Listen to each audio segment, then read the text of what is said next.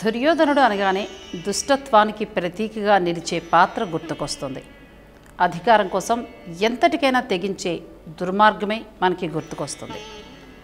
మరికొందరేమో దుర్యోధనుణ్ణి స్నేహానికి, అభిమానానికి ప్రతీకగా భావిస్తారు. ఆయన్ని కూడా ఒక దేవునిగా కొలుస్తారు. కానీ దుర్యోధనుడికి ఏకంగా ఒక ఆలయమే ఉంది అంటే ఆశ్చర్యం కలుగక మానదు. కేరళలోని కొల్లం జిల్లాలో పోరువళి అనే చిన్న గ్రామం ఉంది. అక్కడి కొండ మీదే ఈ దుర్యోధనుడి ఆలయము ఉంది. ఆ కొండను మలనాడ అని పిలుస్తారు. మలనాడ అంటే ఆలయమున్న కొండ అని అర్థం. ఈ ఆలయం వెనుక చాలా వింత చరిత్రే వినిపిస్తుంది. కౌరవులతో జరిగిన జూదంలో ఓడిపోయిన పాండవులు 12 ఏళ్ల అరణ్యవాసాన్ని, ఏడాది అజ్ఞాతవాసాన్ని అనుభవించేందుకు సిద్ధపడిన సంగతి మనందరికీ తెలిసిందే. అజ్ఞాతవాసంలో ఉన్న పాండవుల ఉనికిని కనుక్కోగలిగితే మళ్ళీ వారు మరో 12 ఏళ్ల అజ్ఞాతవాసాన్ని చేయాల్సి ఉంటుంది.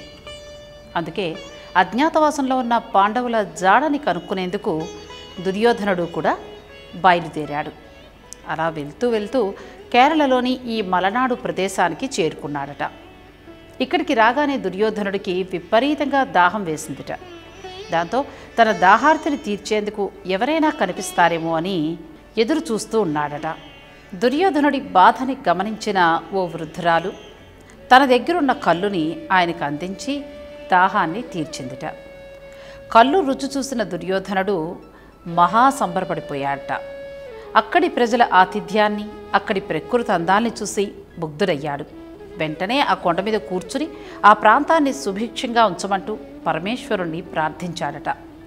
ఇక అక్కడి నుంచి వెడుతూ వెడుతూ ఓ 100 ఎకరాలున్న పొలాన్ని ఆ ప్రాంతవాసులకు దానం చేశాడు.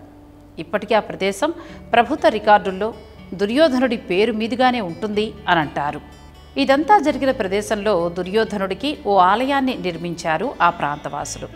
కాకపోతే ఆ ఆలయంలో దుర్యోధనుడి విగ్రహం మాత్రం ఉండదు. గుడిలో ఒక ఎత్తైన ఖాళీ వేదిక మాత్రమే దర్శనమిస్తుంది. గుడిలోకి చేరుకునే భక్తులు తమ మనసులోనే ఆ మూర్తిని ఊహించుకుంటారు. ఈ ఆలయంలోని కురవ అనే కులానికి చెందినవారు మాత్రమే పూజారులుగా సాగడం మరో విచిత్రం. దుర్యోధనుడికి కళ్ళునందించిన వృద్ధురాలు కురవ స్త్రీ కావడంతో ఈ ఆచారం మొదలై ఉండొచ్చు బహుశా. మలనాడుకి ప్రతిరోజు భక్తులు వస్తూనే ఉంటారు. కానీ మార్చిలో జరిగే కెట్టుకజ ఉత్సవానికి మాత్రం రాష్ట్రం నలుమూలల నుంచి లక్షలాది మంది జనం తరలి వస్తారు. మన బోనాల సందర్భంగా ఎలాగైతే వెదురుతో తొట్టెలు చేస్తామో అలాగే 70-80 అడుగుల అలంకరణలు చేసి వాటిని భుజాన మోస్తారు. ఉత్తర భారతంలో అక్కడక్కడ దుర్యోధనుణ్ణి ఆరాధించే ప్రజలు కనిపిస్తారు. కానీ దక్షిణ భారతదేశంలో మాత్రం బహుశా ఈ ఒక్క ప్రదేశంలోనే ఆయన పూజ కనిపిస్తుంది. ఇదండి దుర్యోధనుడి ఆలయం.